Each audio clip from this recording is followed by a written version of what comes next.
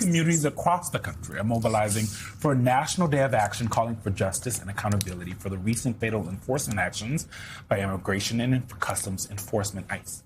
The hundreds of vigils, protests, demonstrations follow the two high-profile fatal shootings earlier this month of 52-year-old Lorenzo Salgado Araujo in Houston and 26-year-old Johann Sebastian Guerrero in Bedford, Maine.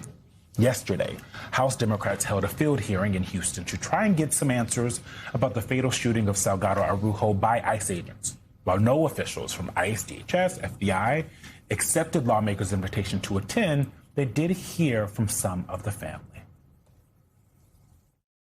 These past 17 days, my family has spent every waking moment, over 400 hours, asking questions about our father's untimely and unnecessarily violent killing. Going forward, we will spend thousands of hours more in order to fulfill the promise we made to our grandmother at our father's wake, that justice will be done. Would you do the same? Joining us now at the table, one of the House Democrats who participated in the hearing yesterday, Congressman James Walkinshaw of Virginia. He's a member of both the House Oversight and Homeland Security Committees.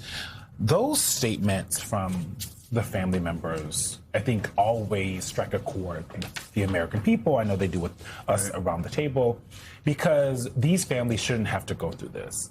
And so not only are they going through it, they have to deal with the administration lying about who their people were, telling mistruths, untruths about how these things kind of went down. You were there. Tell me how you are kind of thinking about that, not even 24 hours later.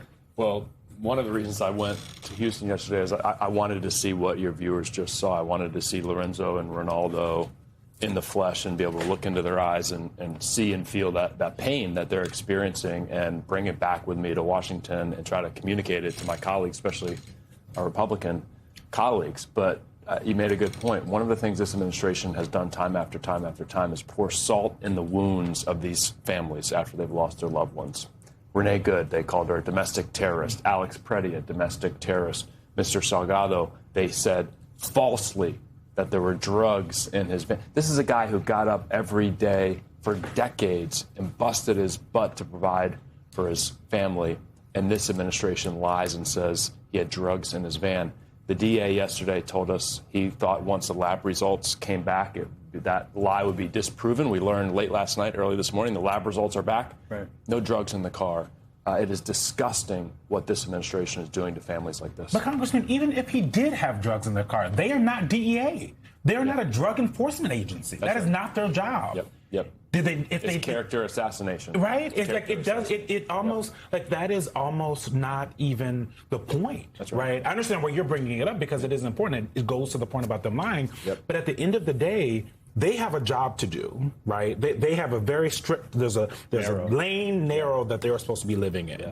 And they go outside of that lane, and then when they do things that cause death, they pretend as if, so if he had drugs in the car, did they know he had drugs in the car? No, they didn't. Right. That is untrue from the beginning. It's character assassination, as you said. Yeah, look, we had a briefing, closed-door briefing with ICE officials last week on their use of force policies. Yeah. And we actually have this element. We should bring this up. Okay. I think it's element 2. 53 reports of excessive use of force. I think 32 officers cleared, 21 officers still under investigation, 1 officer referred for disciplinary action. Okay. Finish your thought. Yeah, look, with 22,000 ICE officers, thousands of violent encounters, deaths, in 18 months, one single solitary officer facing disciplinary action for violating their use of force policies. If an agency has any accountability, that is not possible. Yeah. That is not possible. Even in a very professional, well-trained law enforcement agency, you're going to have more than one violation of use of force policies. There is no accountability in ICE right now, and it comes from the very top in the Oval Office. You had that closed-door briefing last week, but ICE, DHS, the FBI did not participate, at least in the public hearing yesterday. Sure. Do they provide any explanation for why they didn't participate? No, they just outright refused to participate. I think they are scared. They are afraid to face communities like the community in Houston after what has happened. I don't think they want to have to look Lorenzo and Ronaldo in the eye and see what they have done to them. I think that's why they didn't show up yesterday. They also don't respect Congress, right? Like, they don't respect your role in oversight. That's right. Right.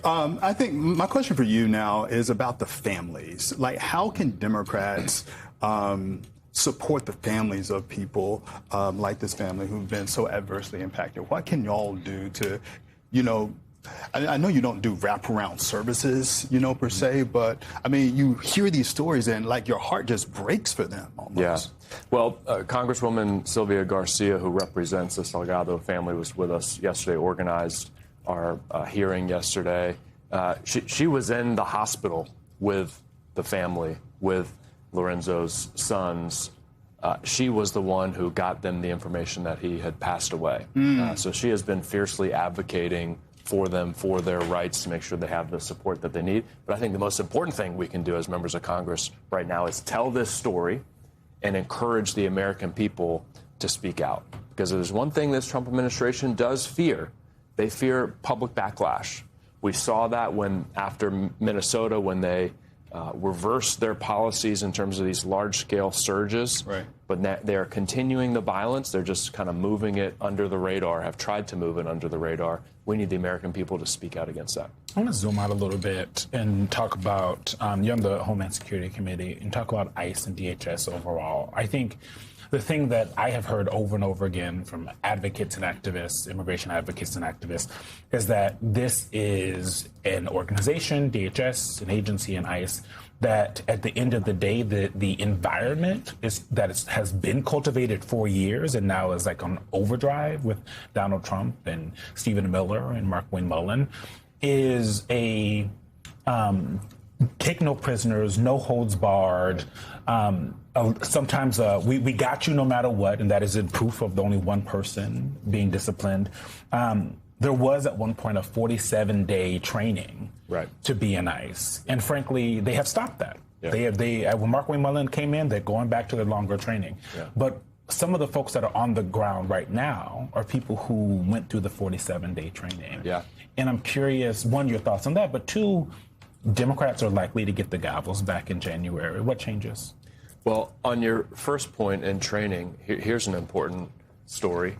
After the killing in Maine, DHS announces that they're going to put a stop to vehicle stops. Mm-hmm. And what are they going to do?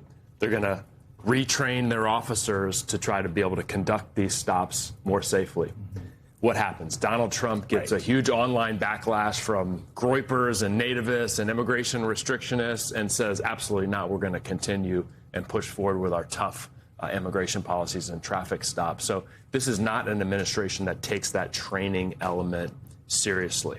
On your second point, look, Democrats are going to keep pushing for the reforms that we have laid out that I think would have prevented some of these. Personally, I think ICE is so broken as an organization that it's going to have to ultimately be replaced. I think we need to enforce our immigration laws, but do it in a way that's humane. You think you should abolish ICE? I think we should replace it with a different agency that can do a better job of it in the future. Is that going to happen while Donald Trump's in the White House? Probably not. While Donald Trump is in the White House, we got to push and fight for reforms to end the carnage that they are causing. Congressman James Walkinshaw, fresh off a flight from Houston, thank you so much for coming to the table.